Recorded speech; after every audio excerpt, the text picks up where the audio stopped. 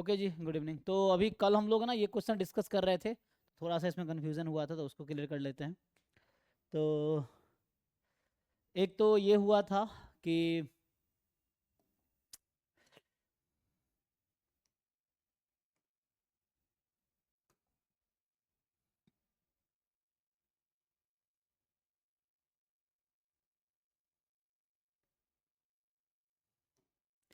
Mainly है ना, हम ये कल कह रहे थे। तो एक तो हमने सॉल्व किया था उससे, है ना, इस क्वेश्चन को हमने मेनली, हमारा क्वेश्चन ये था कि इसका क्रिटिकल रीजन कैसा होगा, है ना। एक तरीका सिंपल आप लोग जानते हैं कि लाइक्लीहुड फंक्शन, है ना, ये एक तरीका जो monotone likelihood ratio test, LRT जो थ्योरम है उससे क्या होता है, likelihood function under H0 upon यहाँ पे होगा। सिंपल वर्सेस कंपोजिट है। लाइक्लीहुड फंक्शन, है ना, जो भी होगा अंडर ML, तो यहाँ थीटा होगा, थीटा जो होगा अंडर H0, ये तो ऐसा लेता हूँ LH0, यहाँ थीटा की वैल्यू H0 में, और यहाँ थीटा रखना होता है MLE। ठीक है, थीटा की जो वैल्यू थी, यहाँ लैम्डा था ना, तो एक काम करो ऐसा लिखो। हमने इसको सॉल्व किया था, lambda is equal to 1 and lambda is equal to MLE and less than equal to K, so that we somehow got that ये जो T है summation xi more than equal to sum C, है ना। This was the critical reason, एक तरीका से ये आया था, नहीं ये नहीं, लेस देन आया था ना, it was less than equal to, right. ये आया था। अब वो एक दूसरा थ्योरम हम यूज़ करना चाह रहे थे, मोनोटोन लाइक्लीहुड रेशियो प्रॉपर्टी वाला, है ना। अभी से लाइट चली गई, कोई बात नहीं। तो मोनोटोन लाइक्लीहुड रेशियो प्रॉपर्टी जो है उसके अकॉर्डिंग क्या है, एक बार उसका स्टेटमेंट पढ़ो। ये जो एक थ्योरम है, monotone likelihood ratio property, MLR property, इसका स्टेटमेंट क्या है ये देखो कि MLR प्रॉपर्टी जो है इसका एक्चुअली में स्टेटमेंट क्या है। मैं जब कल देख रहा था ना कि हम लोग ये सोच रहे थे कि ये मोर देन है, तो मतलब जनरली नॉर्मल में ऐसा होता है, तो उसकी वजह है, जैसे यहाँ पे H1 में लैम्डा मोर देन 1 है, स्टिल क्रिटिकल रीजन है T less than equal to C, है ना, जहाँ पे T कोई सफिशिएंट एस्टिमेटर है। अगर आप इसका स्टेटमेंट देखोगे मोनोटोन लाइक्लीहुड रेशियो प्रॉपर्टी का, तो ये कहता है θ1 less than θ2 and L theta 1 upon L theta 2 upon L theta 1, है ना, दिस इज मोनोटोन। जो भी डिस्ट्रीब्यूशन इसको फॉलो करेगा उसको बोलेंगे that distribution satisfy monotone likelihood ratio property. Any distribution from exponential family satisfy this. अब ये जो मोनोटोन फंक्शन है ना, monotone function in T, where T क्या है, where T is sufficient estimator, है ना, sufficient estimator of parameter, estimator of जो भी पैरामीटर, लेट्स से थीटा। यहाँ पे पॉइंट क्या है, ये जो मोनोटोन है, मोनोटोन हैज टू क्वांटिटी, है ना, ये इंक्रीजिंग भी हो सकता है और डिक्रीजिंग भी हो सकता है, ठीक है।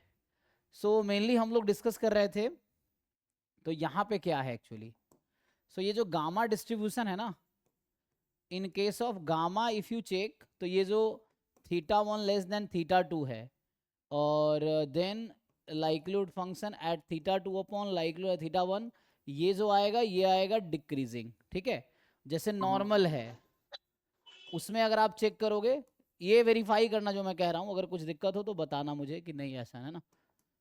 You check the statement, this is increasing आएगा। दैट्स व्हाट हैपन, देखो मैं बताना क्या चाह रहा हूँ, है ना। थ्योरम ऑल्सो करेक्ट, जो कल मैं थ्योरम लगा रहा था वो भी ठीक है, लेकिन मैं लगा गलत तरीके से रहा था ना। Once you see the statement of monotone likelihood ratio property, what is the statement,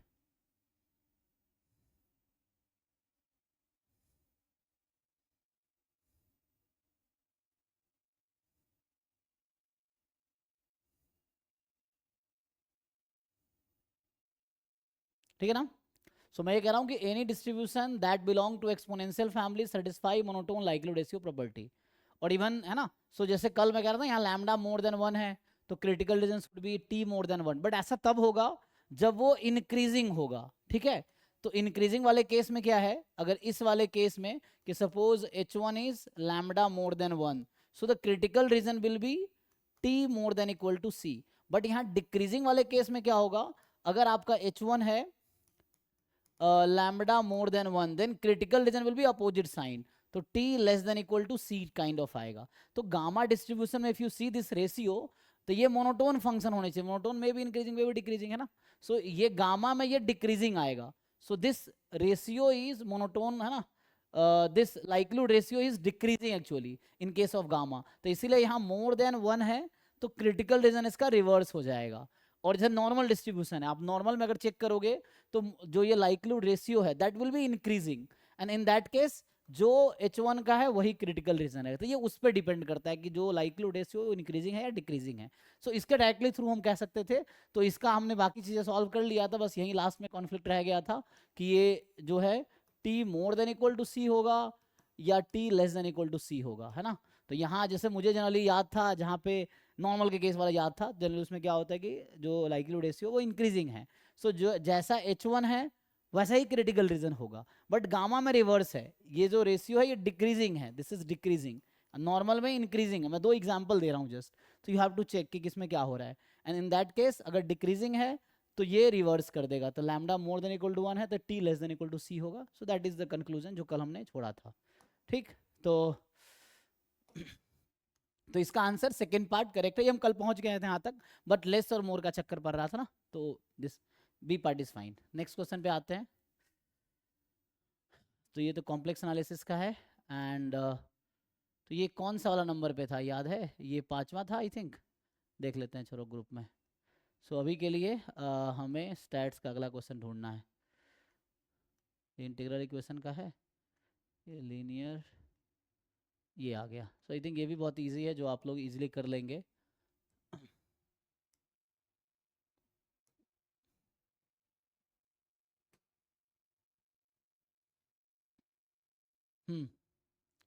सो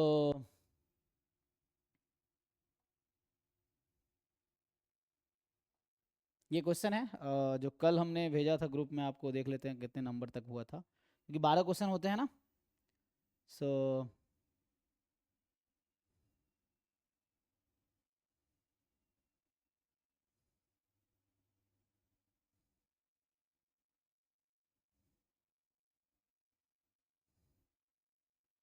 तो ये पेपर जो हम लोग कर रहे हैं ये CSIR नेट दिसंबर 2023 का पेपर है ना।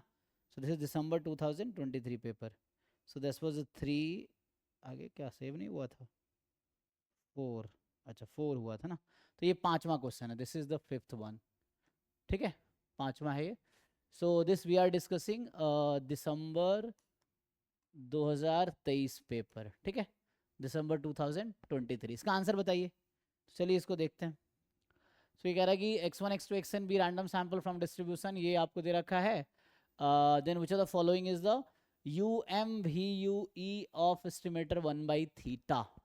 तो पहले तो इसको एक्सपोनेंशियल फॉर्म में लिख सकते हैं हम लोग, है ना, गामा एक्सपोनेंशियल फैमिली का मेंबर है, कल जो हम देख रहे थे वो है। और अभी इसको अगर लिखेंगे तो this will be EXP, you take log, तो it will be ln theta plus theta minus 1 ln x, ठीक है।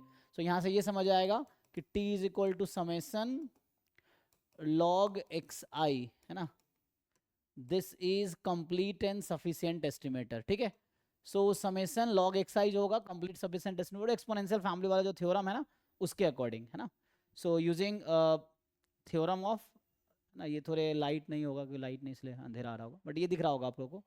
सो ये log xi है ना, सो जहाँ पे थीटा और xi प्रोडक्ट में है, सो summation of that will B complete and sufficient estimator. अब आपको लेमन-सेफी थ्योरम पता है कि unbiased estimator in terms of complete sufficient estimator is UMVUE। तो सिंपल एक काम करो, एक्सपेक्टेशन ऑफ log x निकाल लो, इसमें भी निकाल के देखते हैं क्या आता है। तो यहाँ करेंगे, सो ln x थीटा x की power theta minus 1 dx x between 0 and 1, क्या हम लोग बाई पार्ट लगा सकते हैं? सो चेक कीजिए, हम लोग इसे सॉल्व कर सकते हैं क्या? सो अगर मैं ln x को t मान लूँ फॉर एग्जांपल, तो क्या होगा? सो ये इंटीग्रेट करके देखिए कितना आता है, इससे ही काम हो जाएगा हमारा, ठीक है, नहीं तो फिर 1/ln x निकालना पड़ेगा।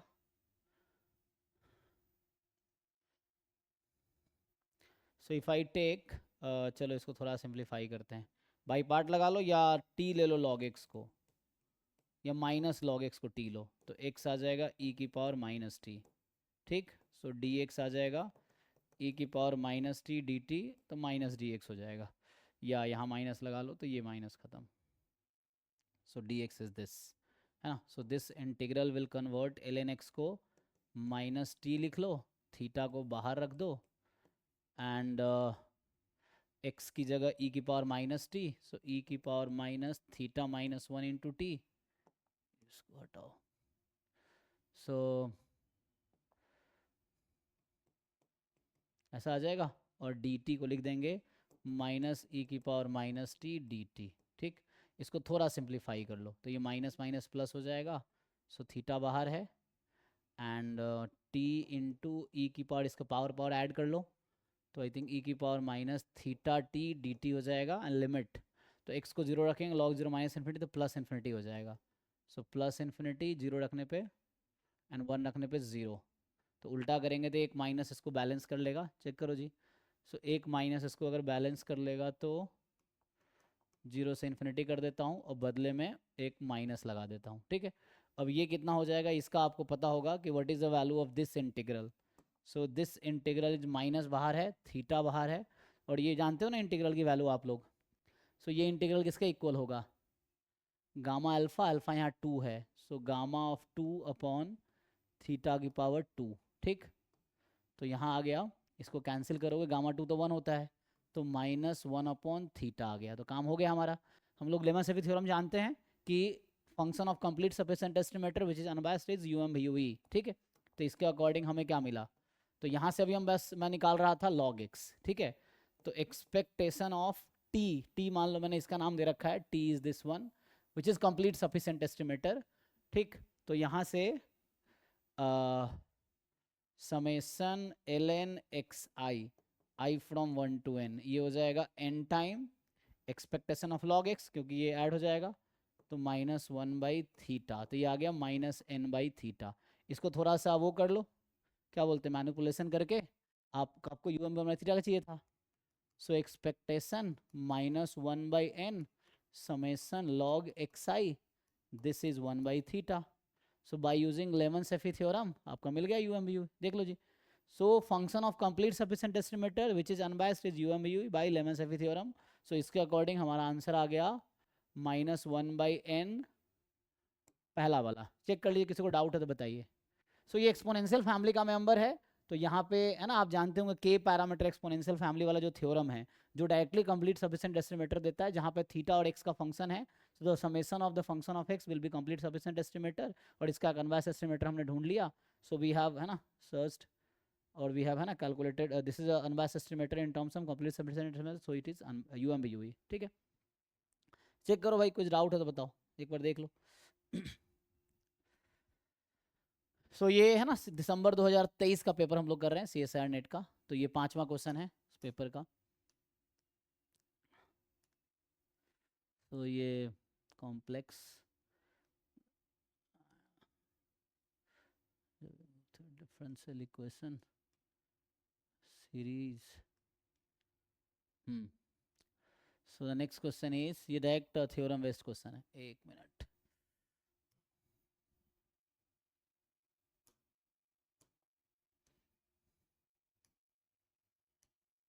है ना, डायरेक्ट थ्योरम है ना, अब सीधा सीधा आंसर बता सकते हो कि इसका आंसर क्या आएगा। तो ये अभी के लिए ये 6 क्वेश्चन होगा इस पेपर का, ठीक है। तो ये 5वां था, ये छठा, 4 कल चर्च कर चुके हैं हम लोग। सो ये है n more than equal to p plus one है, x1 x2 xn, ये है ना अंडरस्कोर लगा हुआ है, मतलब वेक्टर है। Be a random sample from, तो ये जो x vector is multivariate normal, p variate normal, mu comma sigma, है ना, for all i from 1 to n, ठीक है, 1 टू n। अब आपसे पूछा सिग्मा पॉजिटिव डिफरेंट है, x बार हमें पता है, ए एक मैट्रिक्स दे दिया आपको, ठीक। तो ये तो थ्योरम डायरेक्ट ना, so A is a matrix summation X I vector minus X bar into X I minus X bar का transpose, I from 1 to n। So question is trace of A sigma inverse का distribution क्या होगा, can anyone tell. Simple theorem है direct, बताओ। Sir, chi-square with n minus 1 into p.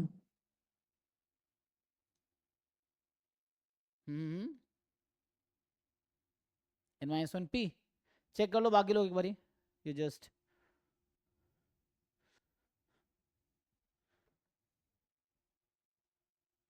सो इन्होंने बताया D option ना, fourth option. सो others agree और not, check करो.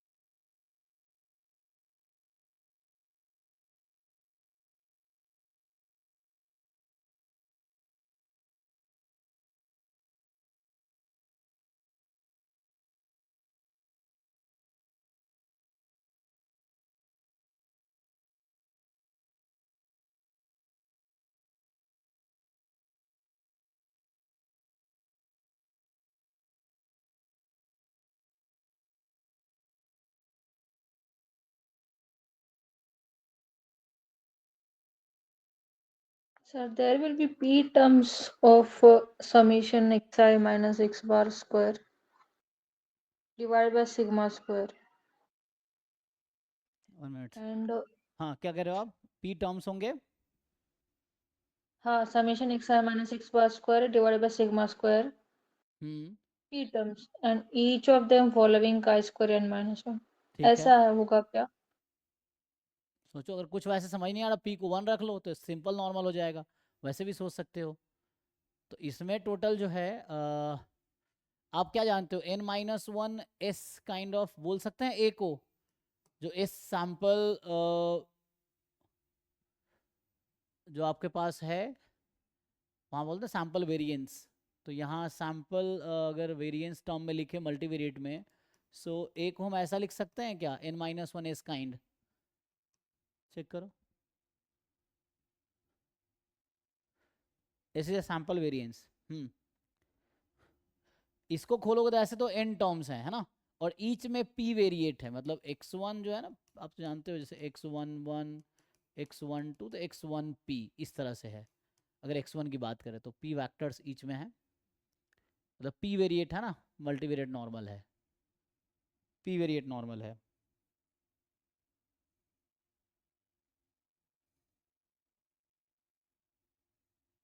ये डायरेक्ट रिजल्ट है, डायरेक्ट सही बता रही है, बस आपको प्रूफ देखने की जरूरत है ना.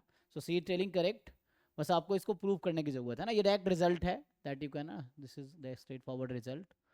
सो So there is some result like if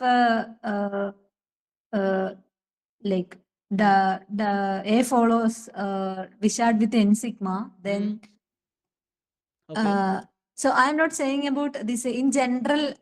Like instead of A, we can say like some W follows Vishad with n sigma.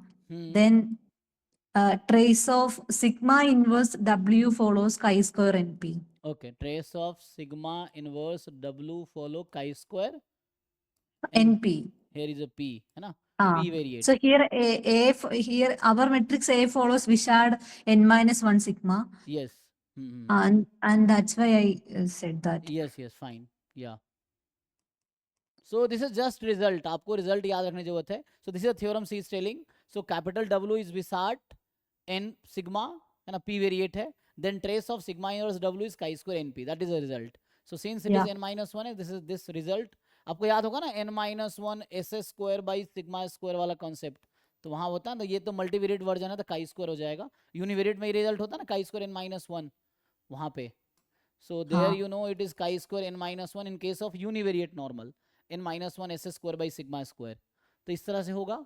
यहाँ I think sigma inverse just लेना पड़ेगा मुझे, है ना, ओके, तो वो वहाँ ले लिया है ना उसने, ये सिग्मा इनवर्स, एनीवे ठीक है, हाँ वो आ here they जाएगा। are asking for trace of A into sigma inverse.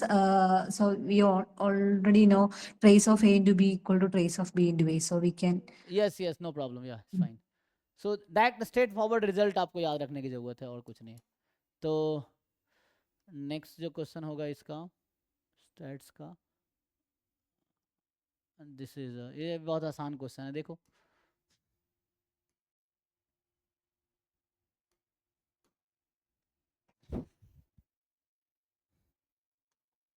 सो इधर ये 6 था, ये 7th है, so this is 7th one in this paper, unit part B में 7th question of unit 4, so they are saying बहुत सब, blur दिख रहा है, हाँ ब्लर दिखाई दे रहा है बहुत।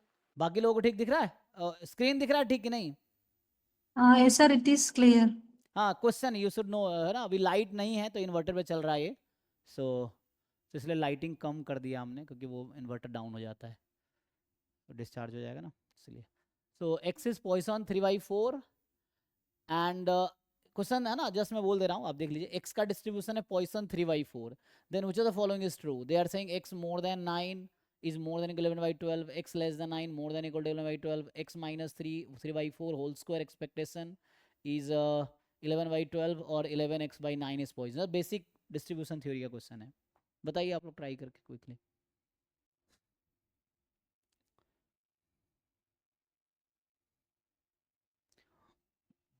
Think and tell, this is easy question, ये सब बेसिक है ना, बीएससी लेवल के क्वेश्चंस हैं, कॉन्सेप्ट तो वही है, जैसे आपको थोड़ा दिमाग लगाना है, ट्राई कर लोगे आप लोग।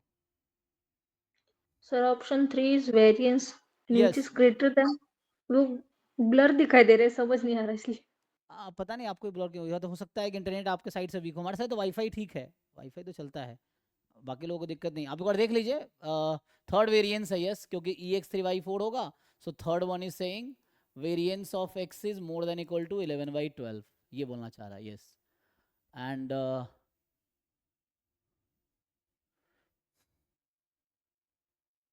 एक मिनट, वेरिएंस एक्स क्यों लिख रहा है ये, वेरिएंस तो वी ऑलरेडी नो है ना, वेरिएंस एक्स यहाँ से क्या आ जाएगा, एक है ना, पॉइसन है, वेरिएंस कितना होता है, मीन वेरिएंस तो सेम ही होता है ना, so if I right it is 9/12 है ना, तो वेरिएंस 109/12, 11/12 ज़्यादा तो है नहीं, तो ऐसे ही गलत हो गया थर्ड वाला, तो चेक कर लीजिए जी, सो ये तो ऐसे ही आउट हो गया। नाउ नेक्स्ट, और सिंस x का सपोर्ट क्या है, x पॉइसन है, तो x का सपोर्ट है 0 1 2 डॉट डॉट डॉट, तो 11/9 x will have support 0 11/9 22/9 33/9 dot dot dot, तो it can not be Poisson, क्यों पॉइजन नहीं हो सकता, because any random variable which is Poisson support तो 0 1 2 3 4 होना चाहिए, suppose I say it is y and you say y is Poisson 11/12, so it is not true, because y का support यहाँ तो कुछ और है, 0 11/9 22/9 ऐसा है, सो y do not have support 0 1 2, तो ये आउट हो गया। अब ए बी में से ही कोई सही होगा, मुझे लग रहा है बी में लगा लो मार्कोव इनइक्वालिटी, कुछ मिलेगा, you check applying Markov inequality, can we say something, और कुछ और लगाना पड़ेगा।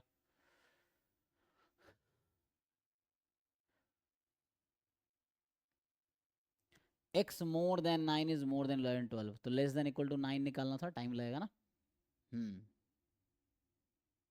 So how will you delete 1 and 2, 1 2 में से कोई एक करेक्ट होगा, सो मोर देन 9 11 12 होगा या लेस देन 9 11/12 होगा, ये क्वेश्चन है। सो वैसे अगर हम देखें तो हमारा x ये होता है ना मोर देन इक्वल टू, ये अगर वैसे लिखोगे e of x less than k, तो मार्कोव इनइक्वालिटी कहता है more than equal to 1 minus E X upon K, तो इसको अगर लगाए, so x less than 9 is more than equal to 1 minus E X है 3/4 अपॉन 9, राइट, सो ये कितना हो जाएगा, Sir, yes uh, It is not E of x less than k, right? हाँ In the first line, you wrote expectation of x less than k greater than or equal to.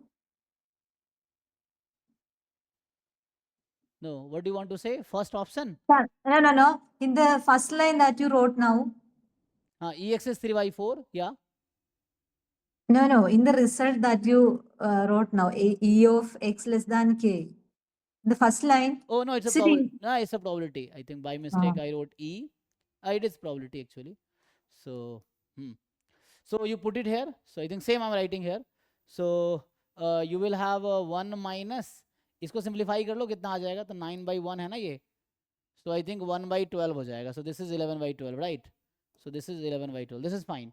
So second option is true by Markov inequality. किसी का complement है वो तो true तो होगा नहीं है ना. So Markov inequality से ये आ गया. Using Markov inequality you got directly B option. So that is fine. Here is a proof. ठीक है. So use this inequality Markov and then you will get this. Markov में actually क्या होता है कि probability x more than equal to k is less than equal to ex upon k. So this can be written in other way. So यही है.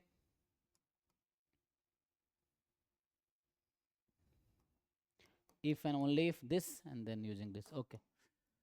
So next जो होगा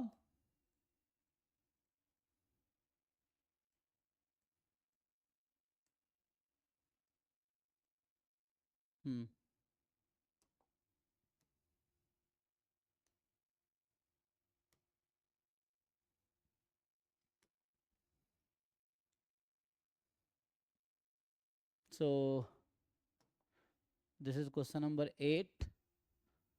This paper. Consider a linear regression model y is equal to alpha plus beta x plus epsilon, where alpha beta are unknown parameters, epsilon is a random error with mean 0 based on 10 independent observations xi yi. The fitted model using ordinary least square is given. So आपको मतलब ये है कि alpha की observed value आपको given है 1.5, beta की observed value है 0.8. ठीक, तो आई है आपका 1 to 10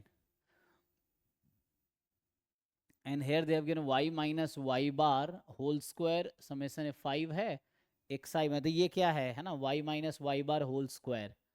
so it is SYY. ये नोटेशन है ना SYY का, y minus y bar whole square. Check कर लो. And it is SXX. Yes और नो, चेक करो भाई. यही होता है ना SXX summation xi minus x bar whole square. So SYY SXX. Then the adjusted coefficient of determination, adjusted R square, is equal to, I think just formula based question hai. You apply formula, you will get the answer.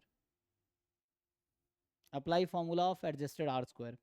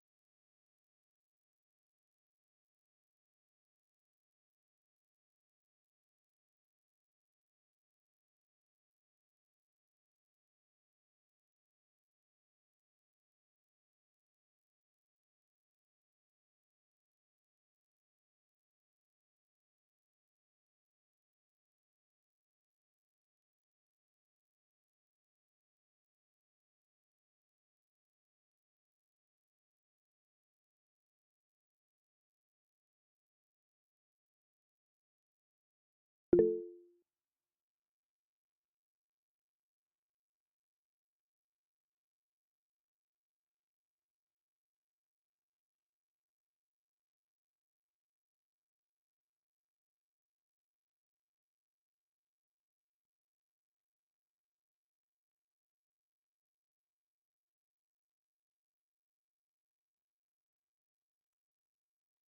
जी किसी का कि नहीं? Simple calculation ही तो है, या इसको TSS और उसके थ्रू निकाल सकते हो ना। इसको क्या फॉर्मूला होता है जिससे आर स्क्वायर का 1 माइनस, क्या लिखते हो जी? n-1/n-k into 1 minus r square. n-1 upon n minus k into 1 minus r square. 1 minus r square. And how to find r square? R square is the square of simple correlation coefficient here, right? What is value of r square you got? R square. 100. Final answer I got at 0.739. Okay. R square is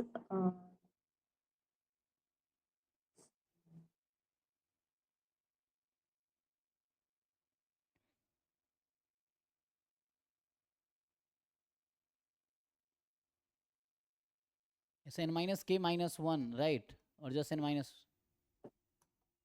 no, n minus k only. N minus k only? Okay, you are telling in terms of r square. Okay. Yeah, R square is 0.768.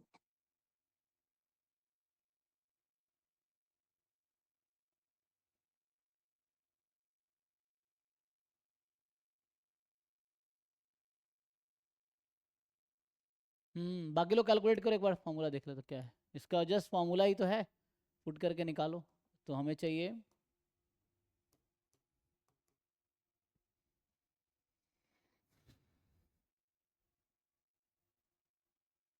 so you are getting 0.73, मतलब around 74, right? 0.74 you are getting this answer. Okay, कोई और verify करो भाई, कोई कर पा रहे हो नहीं कर पा रहे हो।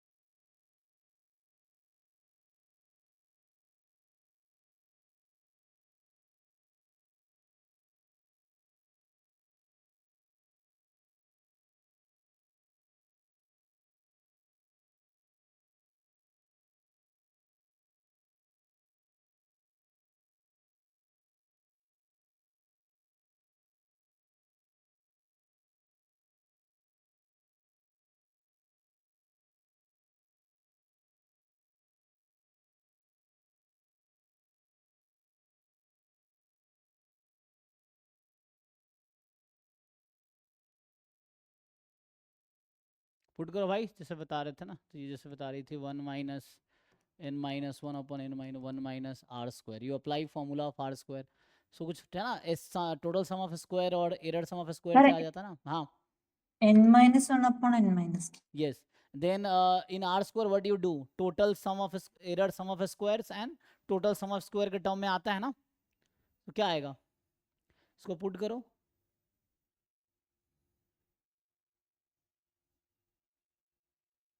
Sir, here actually the value of intercept like beta is given, right? 0.8. So we can use the formula for beta to find the covariance time, summation xi minus x bar into y minus y bar. So what is estimate? What estimated you know for beta? So it's a beta hat is Summation xi. हाँ sx xy, हाँ summation xi minus x bar whole square. That is the formula ना. No, sir. What is I formula of think sxx? sxy by sxx. Oh yes, sorry, हाँ. So it is sxy upon sxx. So it is summation xi minus xi x bar minus x into bar yi minus y bar. divided by summation. Is it? Yes, sir. Okay. And And alpha hat you know alpha we don't have to use है ना, but use. you know the formula है ना. So it's X bar. x bar. Okay. So beta is 0.8 and summation xi minus x bar the whole square is given as 6. So using that we can find summation xi minus x bar into y minus y bar, and that value will be 4.8. So then we can find correlation. Yes. 4.8 divided by square root of 5 into 6. Then we can take square, which will be r square. Then we can substitute. So you put it here. So what is the value of this? So it is Its square is 0.768. So final you are getting what is this value? 0.1 minute. you have to calculate है ना. So it is the covariance and upon you are just dividing by square root of sxx sxy है ना. So here it is summation, or you can say covariance between xi yi upon root under है ना. And that value is 0.876356 something lengthy. But when we take the square, it will be 0.768. Okay, so you are finding this. So r square is 768. 768. And then you put it here. Now, so you will put value in this formula. Yes. Then 1 minus 9 by 8 into 0.232. Approx, है ना? So you are getting the answer is 0.739. 0.74 approx according to options. Yeah.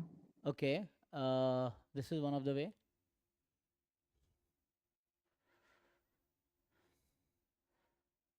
ठीक है जी. So हमें alpha hat और beta hat दे रखा था. Beta hat is this.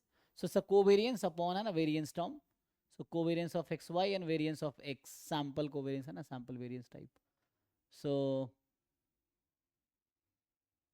and then यहाँ से इन्होंने क्या किया, ये निकाल लिया this term, and according to this she found r, and r से यहाँ से निकाल के adjusted r square का formula आ गया. So ठीक है.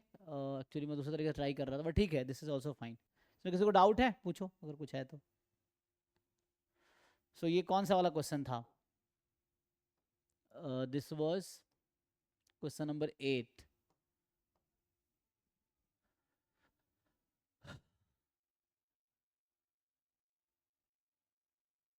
ठीक है ना.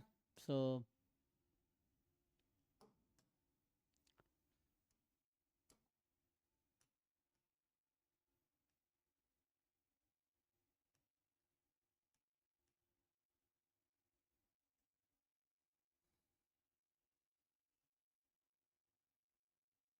ठीक है. स्टैट्स का है. In any class of 50 students the following statement is necessarily true.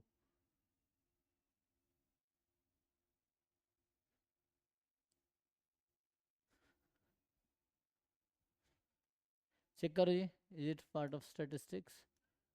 सो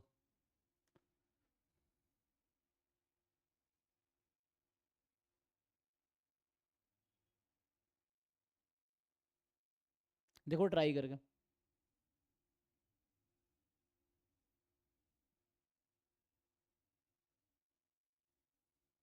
अच्छा ये पिजन होल प्रिंसिपल का एक्चुअली है ना, this question is of pigeon hole principle जो कि ग्रुप थ्योरी का है ना। You can try pigeon hole principle का है ये, ठीक है ना, स्टैट लगाने की जरूरत नहीं है। You can apply pigeon hole principle, then उससे आ जाएगा। हमारे लिए ये क्वेश्चन है। So Sir, in that question, actually, hmm if we have 50 students and if we divide 50 by 12 number of months, then it will be some 4.167. So on average. if yeah, so there must be a month in which at least 5 students have birthday, right? Yes है ना, there is a month at least है ना in which at least 5 Yeah. Student will be there. Yes for sure है ना। So it's a pigeon hole principle है ना, that you applied is also pigeon hole principle. So there are like 50 balls and there are 12 boxes. So you are throwing 50 balls into 12 boxes. So there will be at least one box that will contain at least 5 balls है ना, pigeon hole principle says this. So according to pigeon hole, they see true हो जाएगा. This is pigeon hole principle question, yeah. So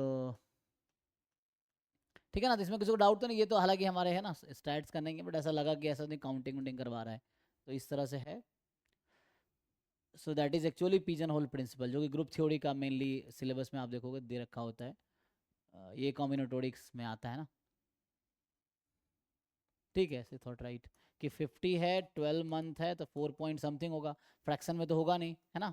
सो 4 से ज़्यादा ही होगा, मतलब ये more than 4 है, राइट। इसका मतलब है कि there is at least 1 month which has more than 4 birthdays, so at least 5 birthdays है ना। सो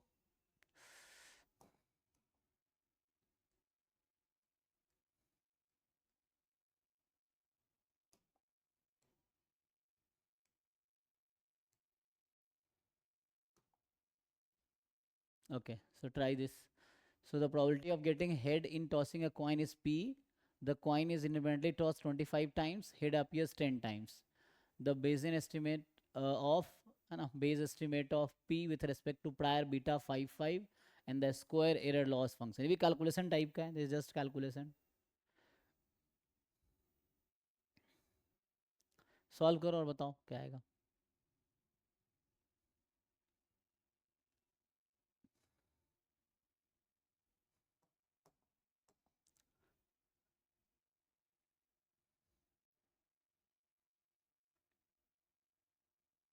मैं बता रखा ना 25 टाइम टॉस किया और 10 टाइम हेड आया है ना।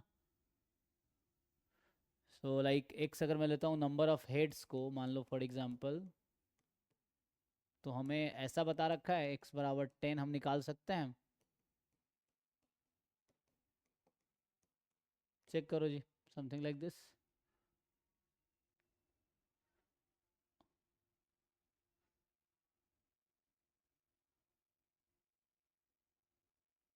और p का प्रायर जो आपके पास है ना, वैसे तो होता ऐसा ना, बट x की वैल्यू 10 दे रखी है आपको है ना। Observed value of x is, इसका डिस्ट्रीब्यूशन जो होगा बाइनोमियल ये होगा, बट x की वैल्यू 10 ऑब्जर्व्ड वैल्यू दे रखी है आपको। And the beige estimate of p, तो p का जो प्रायर है, p का अगर आप PMF लिखोगे तो क्या आता है 1/β55 p की पावर 5 1 माइनस p की पावर 5 माइनस 1 ना, 5 माइनस 1, ठीक। सो ये आ जाएगा। सो p बिटवीन 0 एंड 1। तो आपसे पूछ रहा है कि तो हमें निकालना होगा posterior, p given x is equal to 10 क्या होगा, एंड ये डिस्ट्रीब्यूशन निकालने के बाद you find expected value of this. So ये जो भी आएगा that will be the answer. Square error loss function है ना। सो p hat that you want Bayesian estimate of p is expected value of p given x बराबर 10. So you try now. So you find the joint है ना, तो it will be posterior will be proportional to joint, तो multiply कर दो।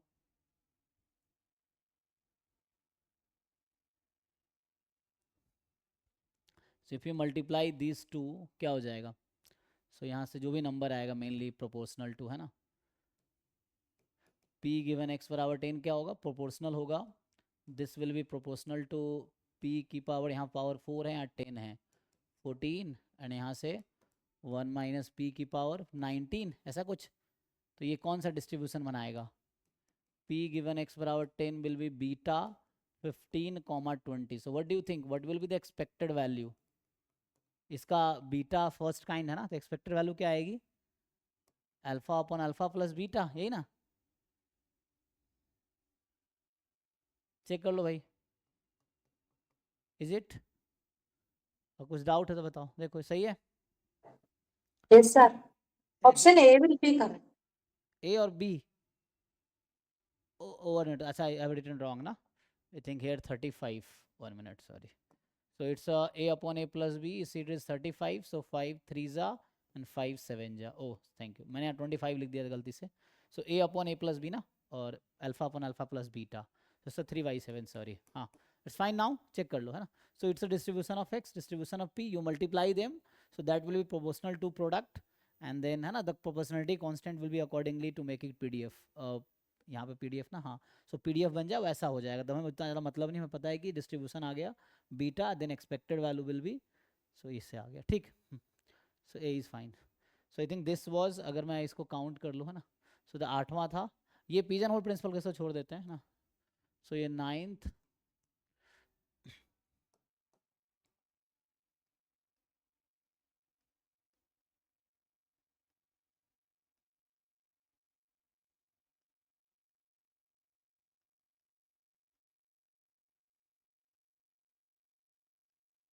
कौन सा question है?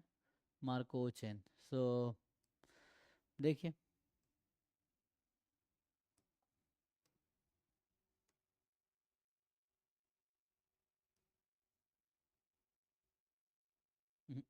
क्या हो गया भाई इसको?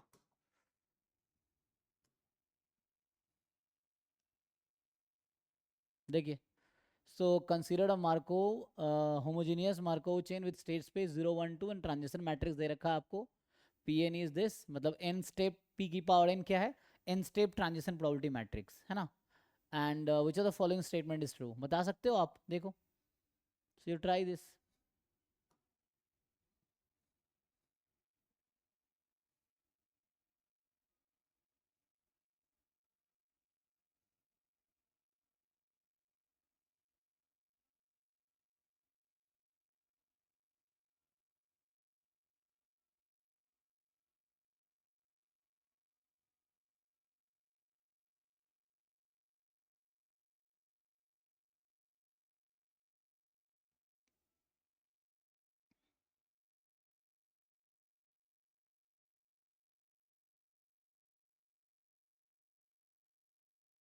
क्विकली चेक करके आंसर बताओ भाई, ये तो आसान है ये भी।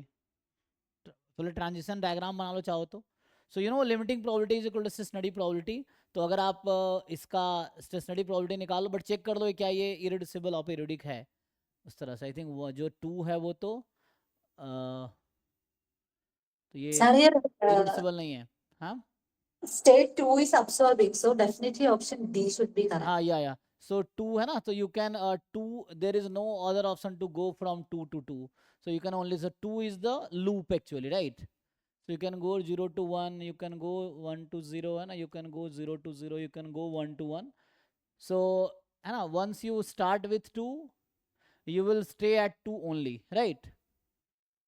so question is true or false? is true। Okay, तो यूनिक स्टेशनरी डिस्ट्रीब्यूशन तो नहीं मिलेगा, बिकॉज ये इरेड्यूसिबल और पीरियोडिक नहीं है। आप निकाल के देख लो, है ना, pi P is equal to pi कर लो, you will not have unique stationary distribution. And 2 से 1, so once you start with 2 you will never come to 1। तो वो तो है ना, एक बार 2 से स्टार्ट करो, 1 पे यू कैन नेवर कम।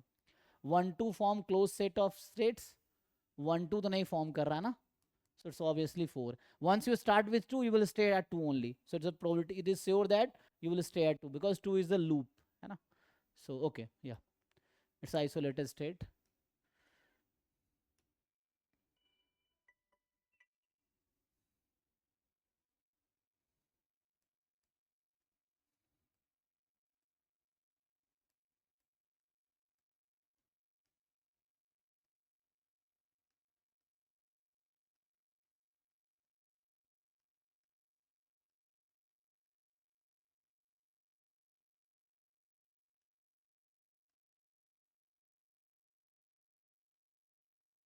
ये है, देखो।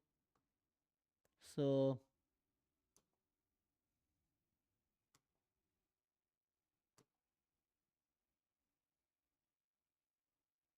हम्म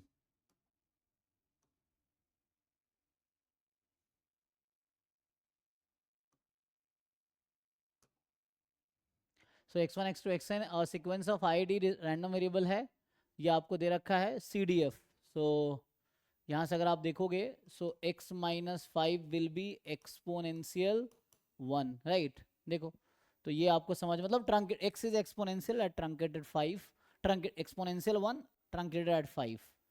सो यहाँ से क्या बोलना चाह रहा है ये, so Zn is yn minus this, तो yn क्या है, स्मॉलेस्ट है।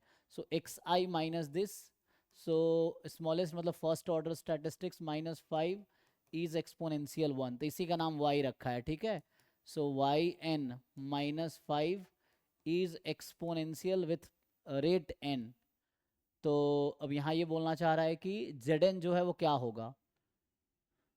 सो yn तो ऑर्डर स्टैटिस्टिक्स है ना, सो चेक करो जी, फाइंड करके probability. I think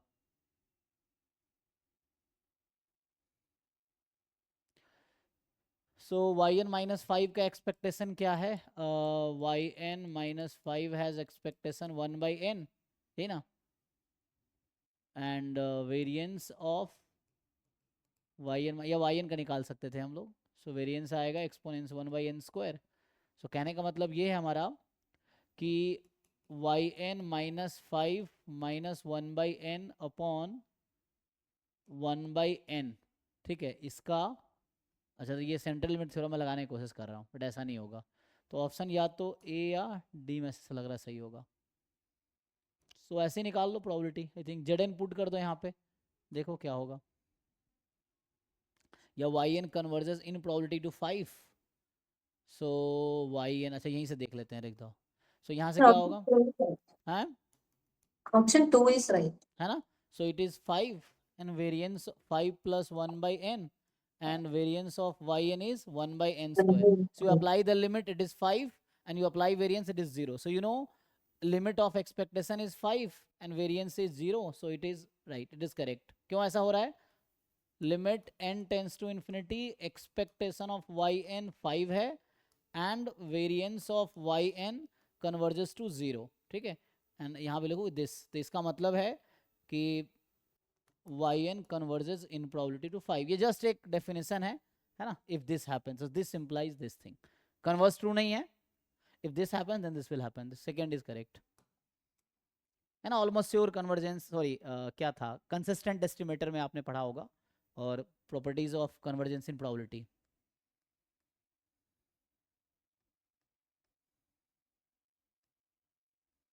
I think last question ही होगा अब, बिकॉज वी हैव ऑलरेडी, है ये है क्या, ये है ना। So we have solved all questions. I think this will be last one. So you try and tell. अभी next class का time भी है ना। So 7:30 to 8 we have. So you tell the answer of this question.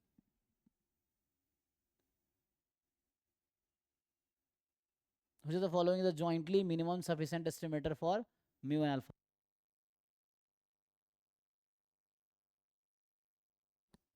तो इसको solve करना अभी है ना, एक मीटिंग लाइंड अप है, तो ये अभी पेपर कर रहे थे दिसंबर 2023 का, तो ये लास्ट क्वेश्चन है, ये सॉल्व करो, नहीं तो नेक्स्ट क्लास में पूछना, ठीक है। सो इसमें हमने यूनिट 4 के सारे क्वेश्चन किए हैं, पार्ट बी वाले, ठीक है। इसके बाद होगा नहीं, so you just see this, नहीं तो नेक्स्ट क्लास में देख सकते हैं हम लोग, ठीक है। सो आपको बताना है कि जॉइंटली मिनिमम सफिशिएंट क्या होगा। अब कोई क्वेश्चन नहीं होगा इसके बाद स्टैट्स का, और भी है ये नेक्स्ट क्लास में, चलो स्टार्ट करते हैं, नेक्स्ट क्लास में यहाँ से देख लेते हैं। तो पता नहीं, काउंटिंग तो हम कर रहे थे बट काउंटिंग छोड़ दिया हम। देखो 12 होते हैं ना क्वेश्चन, तो हम लोग कहाँ तक पहुँचे थे, ये 9th लिखा था ना, 9th। सो ये 10th, ये 10th हो गया। अच्छा ये 11th, अच्छा ज़्यादा कैसे हो गया इसमें, 11th, ये 12th, तो यहाँ 13th भी है क्या। सो है ना, ये जो क्वेश्चन नेक्स्ट दिख रहा है,